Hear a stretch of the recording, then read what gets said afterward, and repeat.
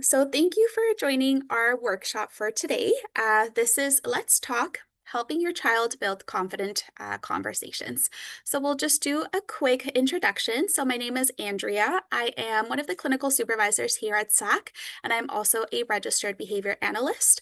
I support with our group program, and one of the group programs that we do have is one that focuses on conversations. And then I'm going to let my co-host also introduce herself. So go ahead, Gary. Hi, everyone. It's such a pleasure to meet all of you today through Zoom. And my name is Gauri. I am the clinical supervisor for the ABA Dyad program at SAC. We'll talk a little bit more about our program closer to the end. But once again, I'm very, very happy to meet all of you.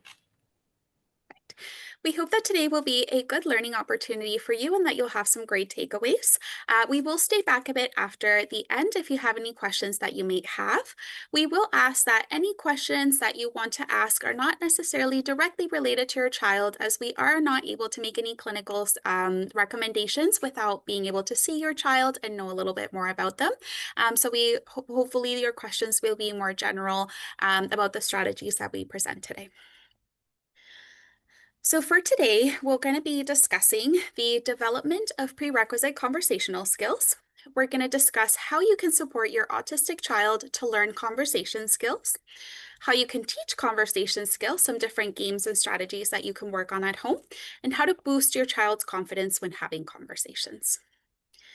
The learning objectives for today are to have a better understanding of the skills needed to begin learning conversational skills, to learn different strategies from ABA, OT, and SLP, and games to practice the various components of a conversation, have a better understanding of how to best support your child to learn conversation skills, learn how to best boost your child's confidence when having conversations, and learn how to set manageable and appropriate expectations related to conversational skills.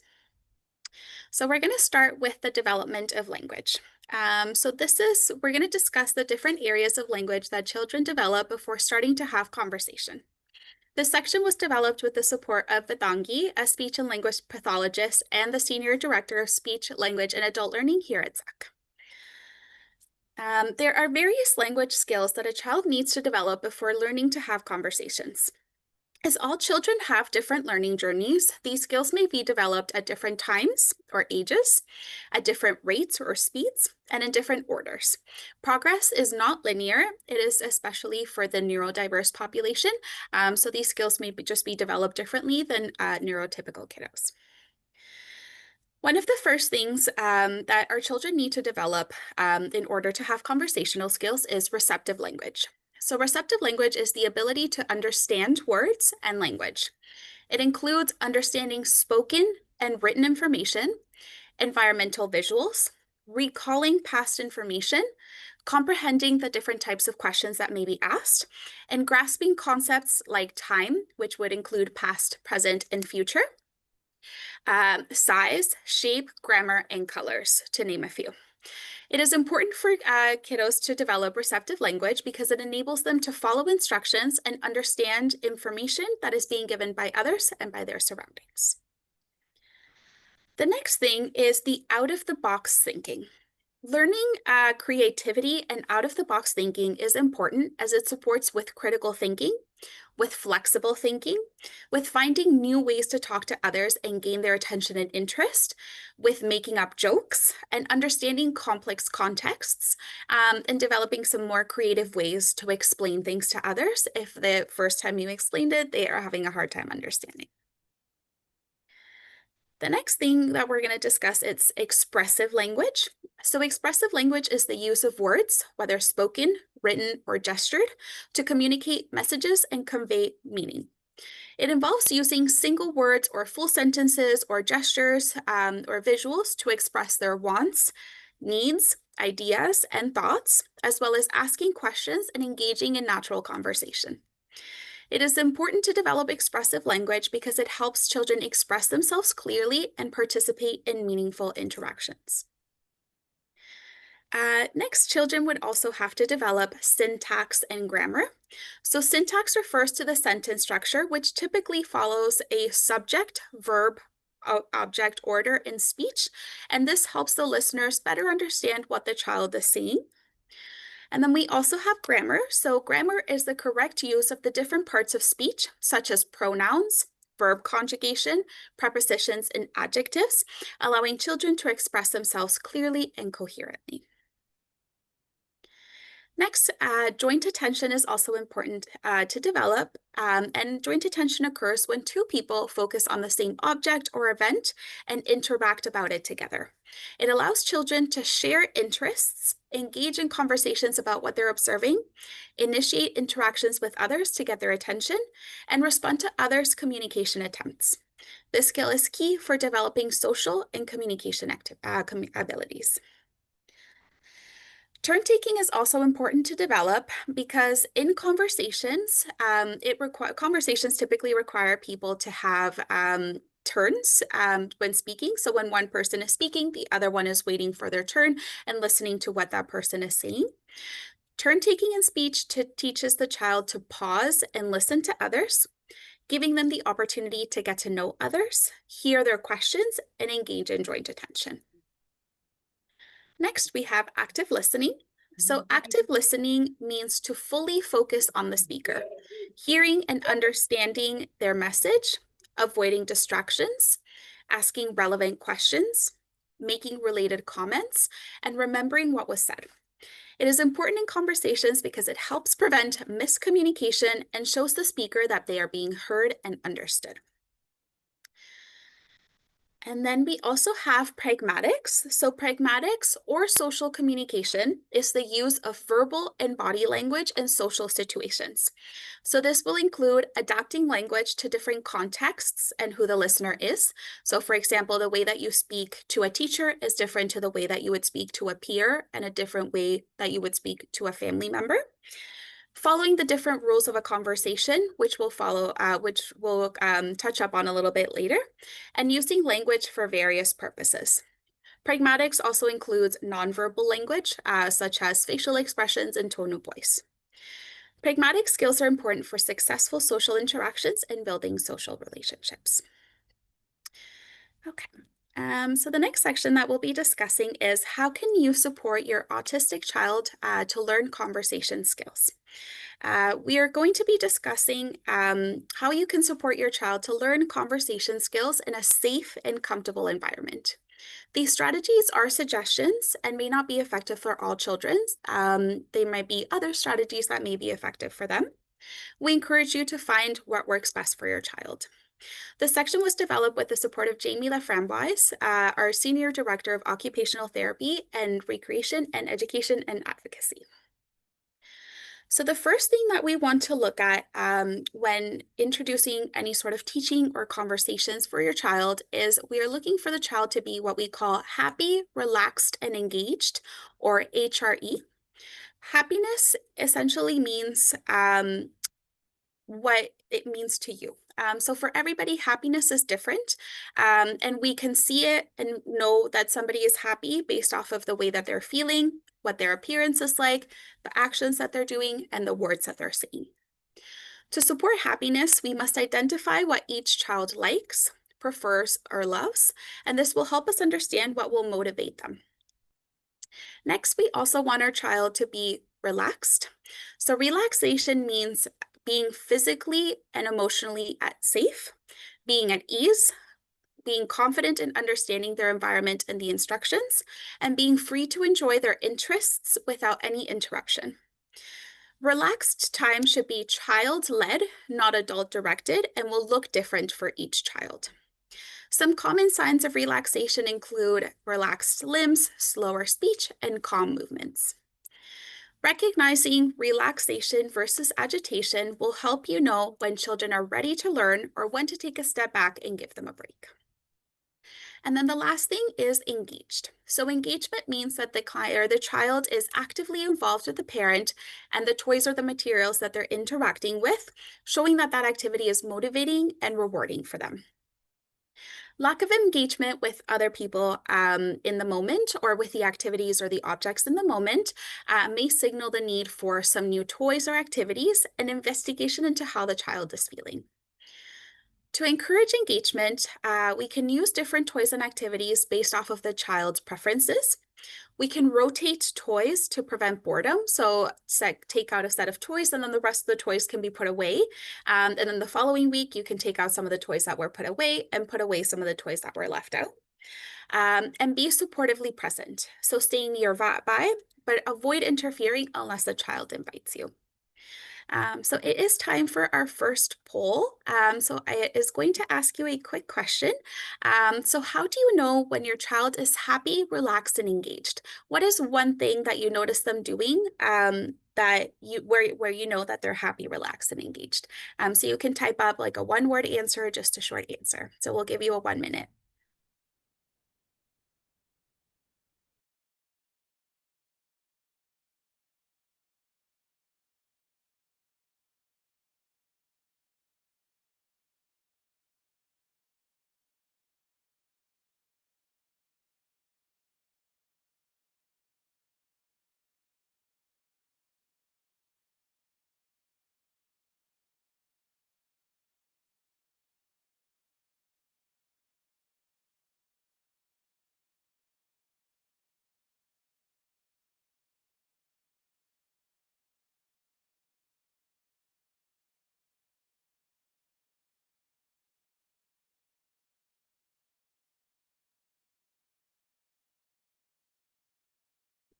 Okay, so I'm going to end the poll now. Thank you so much for responding.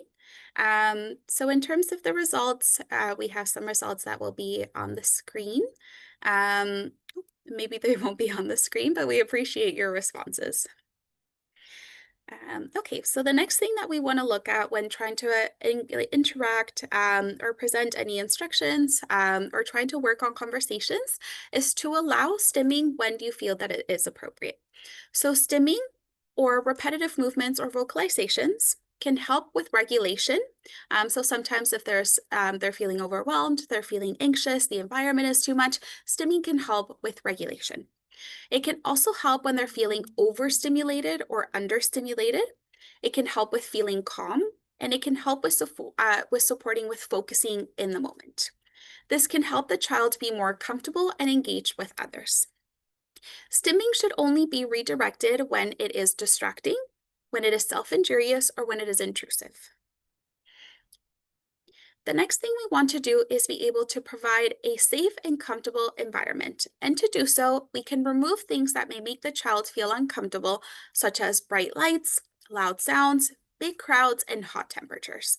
These things will be different for each child. So you just, as a parent, you know your child best and you know how to best make a comfortable environment for them. Providing a safe and comfortable space will help the child to be happy, relaxed, and engaged, and therefore they're going to be more likely and willing to interact with others. Next, we want to prioritize teaching self-advocacy skills. Self-advocacy means speaking up for oneself and communicating our needs and preferences to others, and this can help with creating that safe and comfortable space.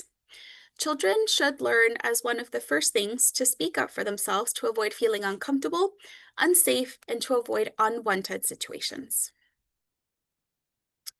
Next, we want to initially allow the child to engage in conversations that are related to their special interests. So when first starting to teach conversations, we want to allow children to talk about what their special interests are, as that is what they feel comfortable talking about, and it will make it more likely that they will engage in conversations and therefore learn the different aspects of a conversation and feel more confident in having conversations.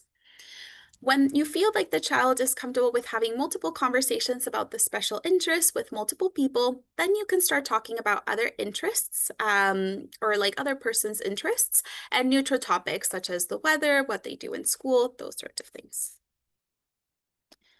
Next is we want to teach others in the child's life on what the child's needs. So you can also help advocate for your child and advocate for a safe and comfortable space for them. You can do this by teaching others, such as family members, teachers, peers, and other service providers, what will help your child feel safe and comfortable so that those people can support with arranging that environment and providing the things that they will need to feel safe and comfortable. Okay, So, what are some ways that you can teach and practice conversation skills with your child? So, the following slides will have some recommendations on how to teach and practice conversation skills differently.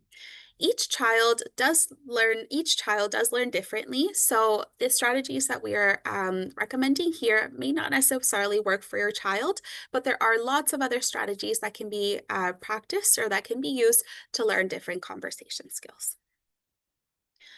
So the first thing is you want to engage in what we call deliberate or contrived conversations to start. So when starting to practice conversations with your child, they should be deliberate or contrived rather than naturalistic. You can deliberately, for example, leave out information when you're talking to them, and that information they may be motivated to seek out and learn so that they're more likely to ask questions. You can also be the one to initiate the conversation and guide the child on how to ask questions and make related comments. Within these deliberate conversations, you can practice and teach the different conversations, the different rules of a conversation that we'll outline on the next slide. When your child is starting to learn conversations, these conversations should be practiced with familiar people such as grandparents, parents, and siblings, as they will be more comfortable. And when they feel comfortable having conversations with familiar people, then you can introduce people like their teachers and their peers, or people that may not be as familiar to them. Okay. So when we talk about the rules of a conversation or the components of a conversation, there are various parts. So this includes orienting towards the speaker. The person does not necessarily need to make eye contact, but their body should be facing the speaker rather than turned away from them, so that the speaker knows that they're listening. The next thing is taking turns when speaking. So as mentioned previously, when we're speaking, we take turns. So somebody will ask a question, the next person will respond, and then the person who asked the question might make a comment on that response and so forth, but they will have to take turns. If they're not taking turns, then they might accidentally end up interrupting each other.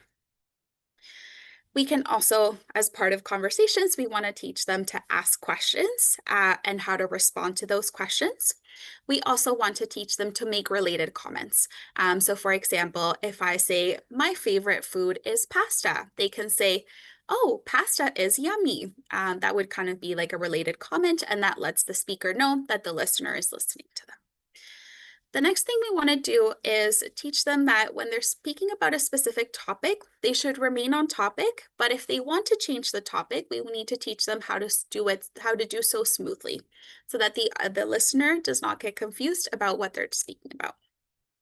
We also want to use appropriate body language. We want to show that our body is open, that it's listening, and that we're understanding the other person. If we do want to interrupt the other person to make a comment or ask a question, we do have to do so appropriately. So that would be something that we would teach. And then we also want to make sure that if the conversation is over, that we end the conversation appropriately. So that we say, okay, I have to go, or I have a meeting, I need to go, or I have class. So ending that conversation appropriately. Okay, so next I'm going to pass it on to Gary, who will be talking about some different strategies to teach conversation skills. Thank you, Andrea. So we'll start with teaching conversation skills through play. Andrea has shared with us a lot of valuable information about understanding conversation as a skill. And isn't it fascinating to see how many different tiny little bits of puzzles put together to form that umbrella, what we call a conversation. We love at SAC to teach conversation skills in the most natural way. So I thought we would share with you how we use recommendations according to applied behavior analysis, and that encourages or that helps our learners acquire those skills. And at any point, if you have any questions or you want to stop me, feel free to. I might not be able to see the screen, so if Andrea, if you see parents have a question for me, if you can just prompt me, that would be very helpful. Or if you feel comfortable, just unmute yourself and call my name. I'll be back with on the screen for you. We'll start with something we call an incidental teaching strategy. In this particular seating strategy, we teach skills in a very loosely structured way, yet, as you see in the slide, controlled and in a cautiously controlled environment. We utilize teaching opportunities that come up at the moment very naturally and go into modeling a skill or providing the correct response to the learner, and thereby providing that opportunity for learning for our learners. Another strategy we use is called rule-based teaching. This is recommended to almost all of our learners, especially for learners who enjoy a certain predictability in their routines. Here we delineate specific rules or expectations for the learners, and they can follow the rule. And this is a great way for learners who are just beginning to learn a skill to understand what the expectations of that particular skill set that we're tracking or trying to teach them are. Another wonderful, wonderful way of teaching, it's called activity-based teaching. This is recommended for learners who are able to participate in a small group setting. What this might look like is a craft activity at the table or a group game where they're playing together. And this kind of ties in with to provide those incidental teaching opportunities that I mentioned earlier, and is a wonderful way to teach skills for our learners. And like I said, this is specifically for learners who show some capacity to participate in a small group setting and tolerate the presence of a peer. Moving on to the next slide, we have, oh wow, this is another great strategy to teach, and we use in our centers where we use formal or informal curriculums. So here we adapt a lot of children's friendship goals from children's friendship training, zones of regulation curriculum. Andrew runs a wonderful group where they support learners in self-regulation. We have our conversation skills groups for groups, and for dyad we focus on goals that are adapted from assessments like AFLs or ABLS-R, and or socially savvy or peers or leap into listening and 100% language. So these are all different formal curriculums, and we also have informal curriculums that we created for our learners, which are individualized and specific for the learner that comes to us. Another teaching strategy is called the structured group program. So like some of the examples I already gave, this includes systematic interaction with peers using a combination of strategies to give our learners enough opportunity to practice the skill with a peer. And we have direct teaching where we break down a complex social skill into smaller components and follow specific strategies for support and rewards. And a big example I could give you, a popular example I could give you is answering personal information questions. So here, and so one target we're focusing is answering questions that are relevant to themselves. And this in turn will open the opportunity for them to answer questions about themselves from their significant others or their peers. So we've broken down that one step into multiple questions, and we're teaching them through some repetition to answer those questions. And I have put these pictures here are all examples of some social curriculums out there. So if you're interested to check it out, feel free to. These are all wonderful curriculums for learners to teach conversation and social skills.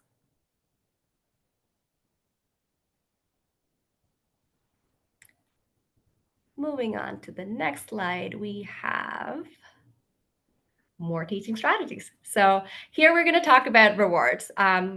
While social skills, we don't usually recommend an external reward, some of our learners are not strongly motivated by social interaction. So we might use an initial external reward and slowly fade that out as we see them interact more and more naturally with our learners. We could also use social stories, and social stories I recommend for learners who are able to sustain their attention with visual sequences and can tolerate a delay in that reward. And of course, it's not just for social, it's for not just for conversation skills, but for any particular skill. This is such a wonderful tool to use. And I have a little example as a picture on the right here. We can also model, we can show them what skills, what an appropriate skill or demonstration of the skill we are targeting would look like. And this is particularly for learners who can attend to a model for up to maybe like 2 minutes roughly, I would put as a time, because if sustained attention is difficult, then this might not be the best strategy to teach your learner.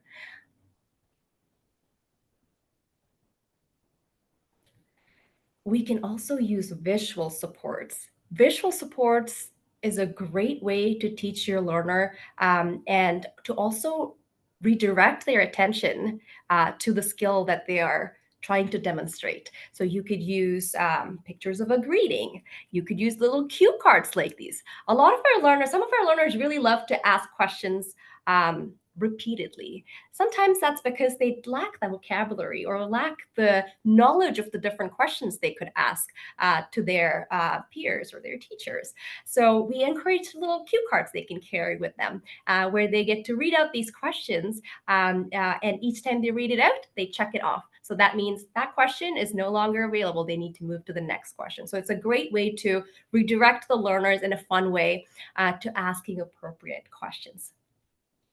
And self-monitoring. This is a wonderful strategy for learners who can report their own actions. So some of the reasons why I'm putting these recommendations is because not all of these strategies might be appropriate. So it's not a one size fit all. We pick and choose what is the most appropriate and preferred by our learners. So within self-monitoring, you can break down the task into simpler steps, and they can. So usually we do it in a role play where they have the opportunity to practice and they come back and they reflect. Did I follow these steps? Did I follow the step of asking a question? Did I follow a step of making a comment? Did I follow a step of ending a conversation by giving a reason? So this would be a great strategy to give themselves that feedback.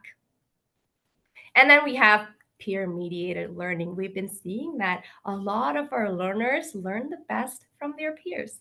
Um, This is typically for learners who interact a lot more with adults. So, redirecting that adult attention towards the peer and helping them engage with each other. Okay, so I brought this slide back again just to stress on how important it is for our learners to be happy, relaxed, and engaged to learn a particular skill.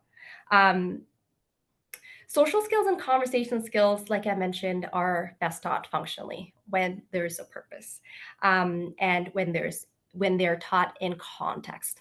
Let's look at some strategies or games that will help our learners to build conversation skills. Ooh, this is called a sticky bubblegum cloud. Is so instead of putting the details of the game, and as a side note, if you are interested in finding the resources for the game, we'll have a resource page, and you will find the game, the rules, all in one place. But that should come up in a week or two. Correct me if I'm wrong, Andrea. Yeah. Okay. So that should come up within a week or two. But just to reiterate why games are so important, sometimes we tend to think when there's something fun, there might not be much to learn. But I wanted to show you the opportunity to teach multiple skills within one particular game. So this is called Sticky Bubblegum Clouds. And it's a very simple game where learners take turns asking questions, making comments, and their goal is to not be stuck in the sticky bubblegum clouds or the little sticky pink bubbles that you see. So anytime they take a turn and they stay on, so first they pick a topic, and once they pick the topic, one person gets to start by asking a question. And if they get to ask that question by staying on topic, they are safe. They stay on the candy. And their peer answer the question. And if they are able to answer by staying on topic, then they're safe. They are on the candy and they're not on the sticky bubblegum. However, if they tend to go deviate from the topic, they get stuck in the sticky bubblegum and they need to wait or give the correct response to move to the candy from the sticky bubblegum. And in this particular board game, we can focus on answering social question, asking social question, asking questions about an item or information shared by others, sharing information about self, making comments, orienting self to communicative partner, and exposure to age appropriate topics. So something that you could do is to have a conversation pinwheel, which I will show soon, where you could put in topics that your learner likes, some topics that the peer likes, and it will be a good mix. And they can take turns talking about something that they really enjoy while practicing essential skills of conversation. And then we have conversation chain. This gets a little bit more complex, not in the games of the rules, but rather what rules they are following. So in this particular game, they need to follow multiple steps. So, and like any game, the beauty of this one is that you can simplify it. You can make it to match the needs of your learner. So if they're practicing asking question, answering question, making a comment, and asking a follow up question. This little chain is a fun way to keep your learner engaged while practicing these skills. So, what you would do here is that you would pick a topic, as usual, and you would give each of your learner a stack of colorful paper strip. And this can be one color per learner. The more learners, the more fun this would get. And they get to pick a topic of conversation, and they'll take turns making a comment or asking a question related to the topic. For example, if the topic is pets, they can ask a question about, do you have any pets? And the peer can comment by saying that I have a pet dog, or maybe even I don't have a pet. So they take turns staying on topic, and when the learner stays on topic, you can help them, or they themselves can make a loop. So that's the little picture on the side, and combining the loop with the peers loop. So, and that you end up making a long chain, hopefully a long chain. And if let's say your learner does not have a comment for their turn, and that's absolutely okay. Sometimes we don't have opinions, and then they can skip their turn, and the peer can continue taking their turn. And this would be a beautiful decoration to take home, have it in your learner's room, as a memento of their effort of building that conversation.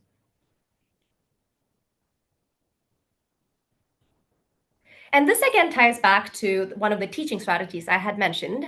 We could also embed it as a part of a grid game. In this particular one, we can target focusing on as many skills as we want, and based on where your learner is at. In this particular one, I have a rough example of how they orient their body, making comments, how to stay on a topic, asking follow-up questions, and ending the conversation appropriately. That's the example here. But again, one of the big reasons for us to put the little watermark here is that it should be individualized. This is not a general um, um, checklist that you could just use for all your learners. This should be very, very individualized to support the needs of your learner. But I think it's still a good example to share with you guys to just give you some inspiration in utilizing some of these strategies. So in this particular checklist, you would, especially in a role play, I would encourage a role play unless your learner can recall after that natural interaction. For example, if you go to a birthday party with your learner, and you see that they get some opportunities to practice some conversation skills. So what I would do is I would prepare them before the birthday party by showing them the checklist and reviewing the rules with them. And after they go to the birthday party and when they come back, we do a quick review of, hey, what did I do correctly? What did I do a great job with today? And you would check off on all the, or not you, your learner would check off on the correct skills that they were able to do correctly. And it's very important that it's okay if they don't check off on all the boxes. And sometimes when we're learning, we might get one and miss the other four, but that's okay. they're making an effort. That's the most important thing. And encouraging them by saying that, you know what, wonderful job, you get one. Then you know what, the rest we can try again another time. A big part of building confidence in conversation is being encouraging to your learner. Ooh, the good old show and tell. Here, there's multiple skills you can work on for developing social language. One is addressing a peer by their name, asking question, answering question, making appropriate comments, responding to initiations from others, orienting your body appropriately to the communicative partner, and using contextually appropriate language. So in this particular game, your learner can talk about something they really, really like. Something, it could be a toy that they enjoy playing. It could be an activity. It could be a board game.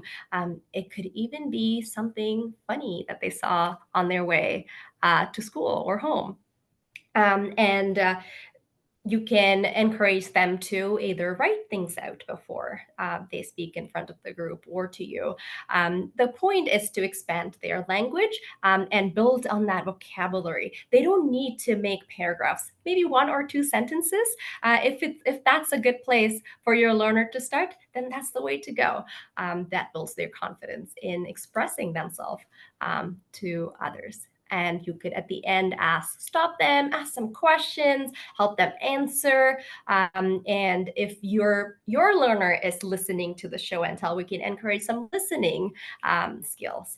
We can encourage them to ask for clarification, ask some questions about whatever the toy or the item the peer shared about. Would be a wonderful strategy to try. Just give me 1 second.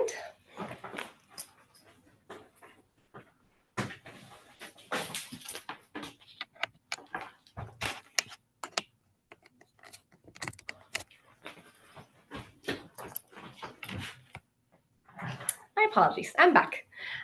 We have then another fun game called Mystery Story. So if your learner loves to read stories or love to listen to stories, then this would be a fun game to try with them. So just pick their favorite book. Can be any book, or something that they really, really enjoy. And start reading the story.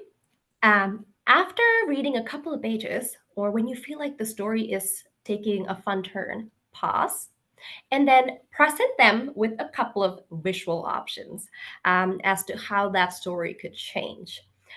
So if it is the hungry caterpillar, let's maybe one option is that the hungry caterpillar is going to be eaten by a bird, or that the hungry caterpillar gets tired of eating. So some twist to the story is presented with a visual, and they can choose where the story is going to move to.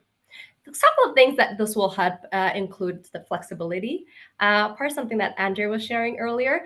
And they could ask questions, they can ask for clarification, they can disagree with you. They can say, you know what, this is not what I want, or you can just say no or stop. So that gives them the opportunity of surprise and help them express themselves. They can respond to initiation from you. They could ask questions about the different options you're presenting. They can seek clarification and orient self to communicate a partner, and also use contextually appropriate language. And that's a great way. So if your learner can already ask a couple of questions, you can teach them to expand that conversation.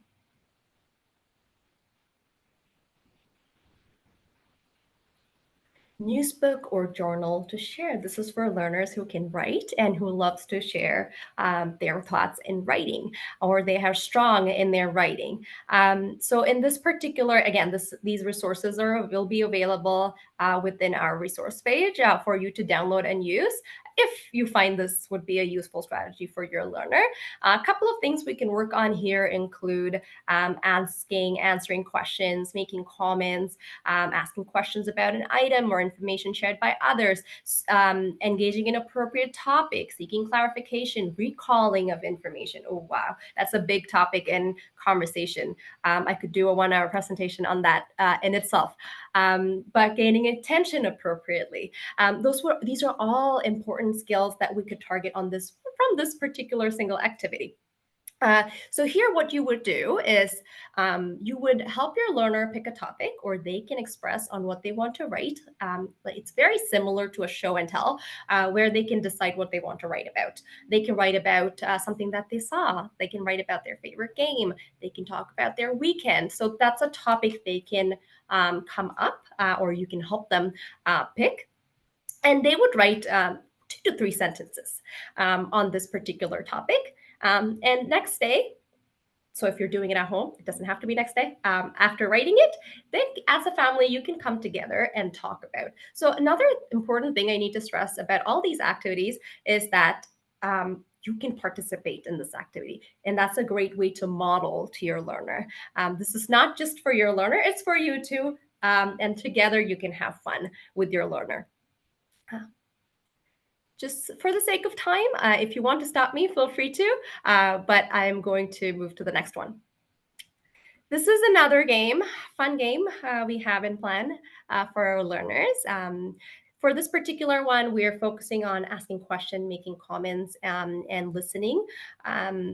Something about this game is that we could play it in a million different ways. So one of the ways you could play is that we have couple of card decks on each of these titles, which would have conversation starters, or give them instruction on how to take part in that particular when they get to that particular cell.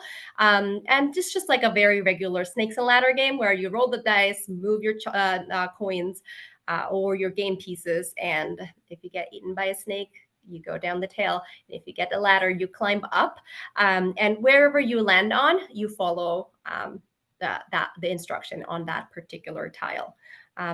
Yeah. Setting your learners up for success.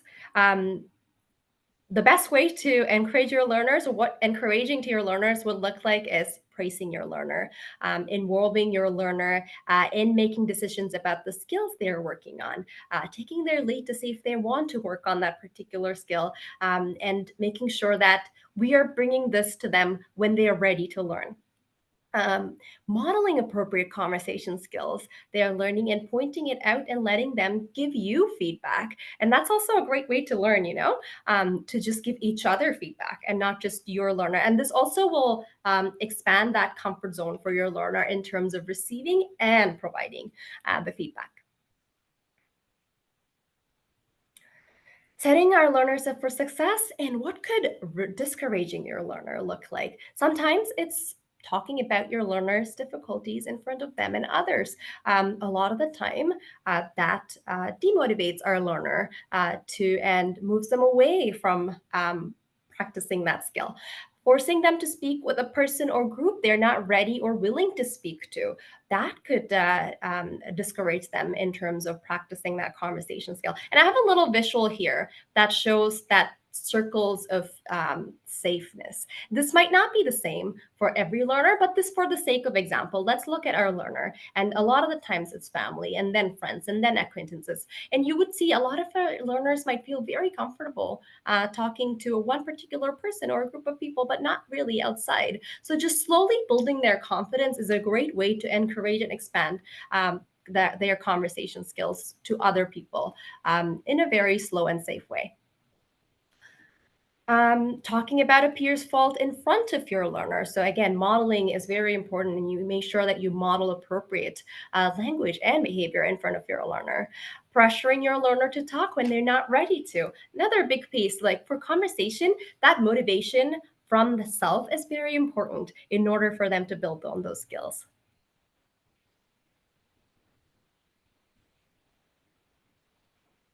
There you go, Andrea. Perfect. So we thank you all for coming to our presentation.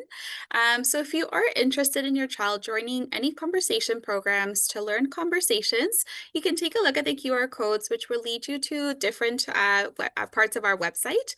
So the one that is on the left-hand side is our group registration for our conversation crew group that will actually be happening from August 18th to August 29th. So that is our summer program.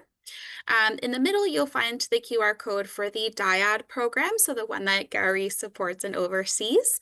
And then for the one on the right-hand side, you will find the link that will take you to all of the group programs that will be running in the fall.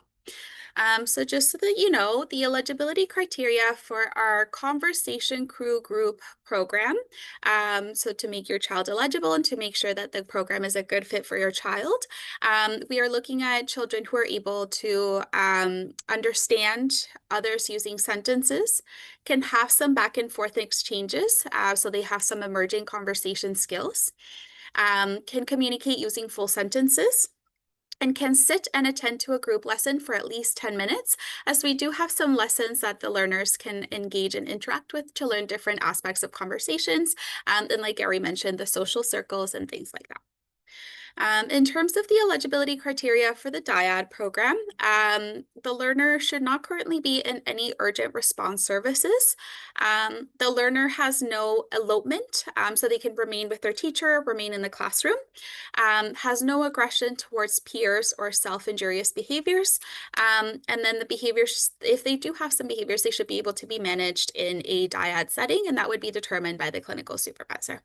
If you are interested in some other programs in terms of our group programming, but based off of the eligibility criteria, you feel that our conversation crew would not be a good fit for your child, you can also take a look at some of our other programs that will be running in the fall, where we are going to be working on our social buddies, which is our early learner social skills, and our social pals, which is our intermediate social skills. So I'm going to go ahead and stop the recording here so that we can go into the question and answer period. Hi,